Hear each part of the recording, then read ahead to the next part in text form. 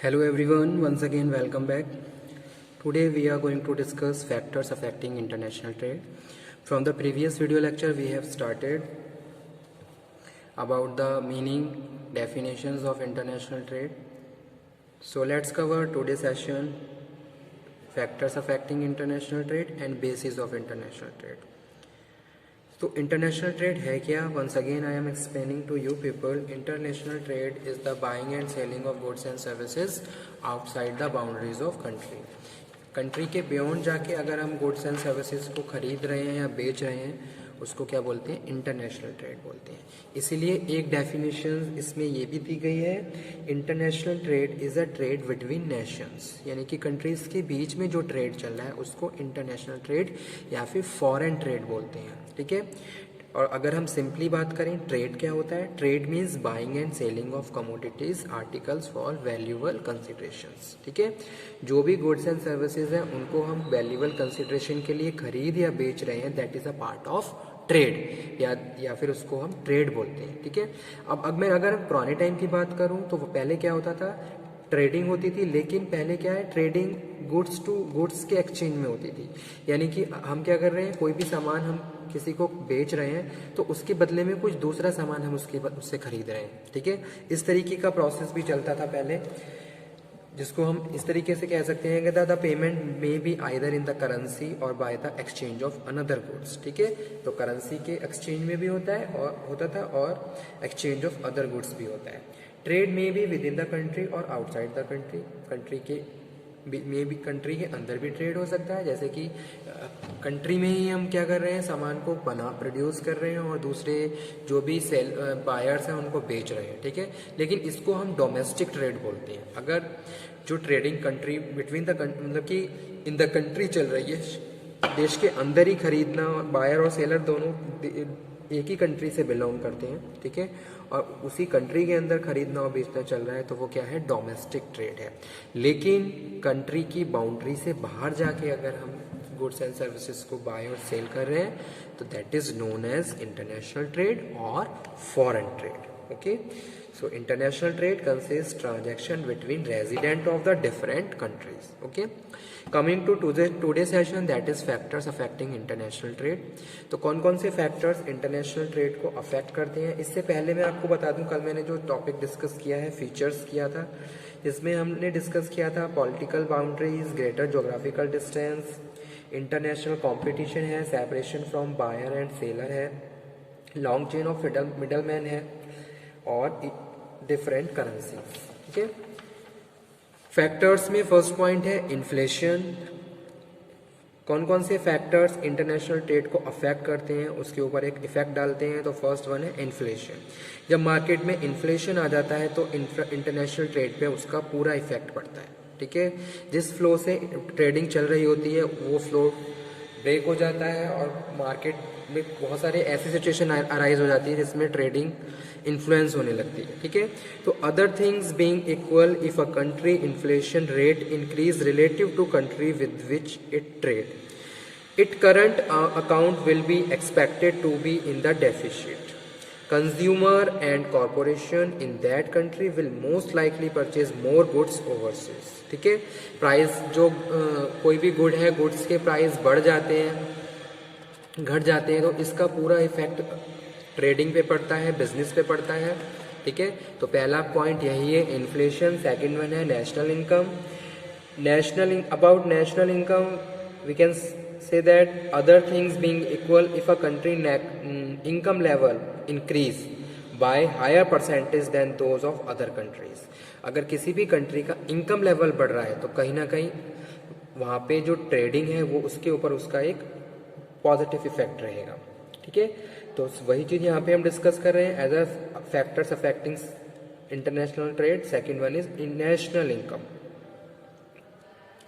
As the real income level rise, so does consumption of goods. A percentage of that increase in consumption will most likely reflect in increased demand for foreign goods. तो अगर किसी country में लोगों के पास proper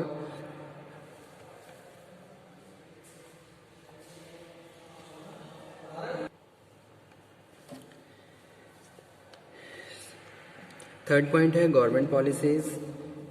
government policies also affect international trade. हर country में अलग अलग पॉलिसीज़ होती हैं, हर गवर्नमेंट की अलग अलग पॉलिसीज़ होती हैं जिसका इफेक्ट पूरा ट्रेडिंग पे पड़ता है।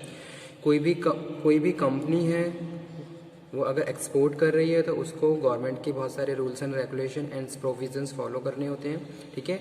इवन अगर हम किसी भी गुड्स को प्रोड्यूस करके एक्सपोर्ट करते हैं तो पूरा गवर्नमेंट का इन्वॉल्वमेंट रहता है। अगर किसी गुड्स को इम्पोर्ट भी कर रहे हैं तो गवर्नमेंट का पूरा इन्वॉल्वमेंट है, ठीक है, क्योंकि वो certain rules and regulation follow करने के बाद ही हम एक्सपोर्ट इम्पोर्ट कर सकते हैं।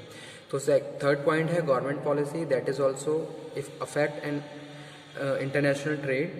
Country government can have a major effect on its balance of trade due to its policies and subsidizing exporters। जैसे कि आपने सुना होगा एक्सपोर्टर्स को सब्सिडी दी जाती है बहुत सारे रॉ मटेरियल्स पे या फिर कुछ अलग स्पेशलाइज्ड गुड्स रॉ मटेरियल या गुड्स होते हैं जिनके लिए सब्सिडी दी जाती है।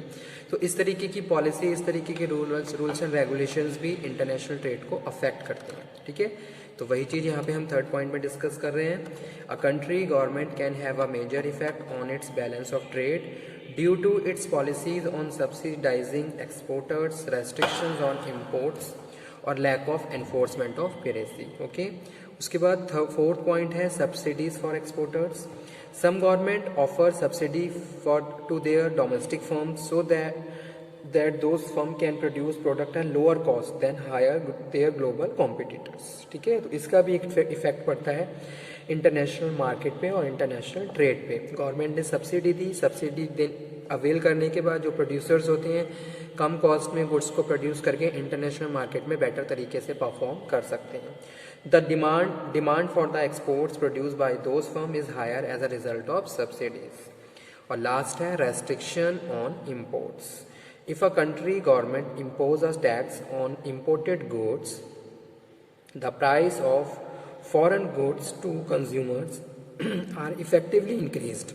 In addition to tariff, a government can reduce its country imports by enforcing a quota or maximum limit that can be imported. Quotas have been commonly applied to varieties of goods imported by the United States and other countries, ठीक है। Restrictions on import, जैसे कि कुछ goods पे क्या है restrictions लगे हुए हैं जिनको हम इम्पोर्ट नहीं कर सकते हैं, ठीक है। तो कहीं ना कहीं ये जो रेस्ट्रिक्शंस हैं from the side of the country, from the side of the government, वो रेजिडेंशियल कंट्री जैसे कि हम इंडिया में हैं, इंडिया में अगर हम कुछ इंपोर्ट करते हैं तो उसके लिए हमें इंडिया के जो ट्रेड पॉलिसी है, फिर ये जो रूल्स एंड रेगुलेशंस वो भी हमें फॉलो करने होंगे। और जिस भी कंट्री से हम इंपोर्ट कर रहे हैं वहाँ के रूल्स एंड रेगुलेशंस का भी इफेक्ट ट्रेडिंग पे पड़ता है।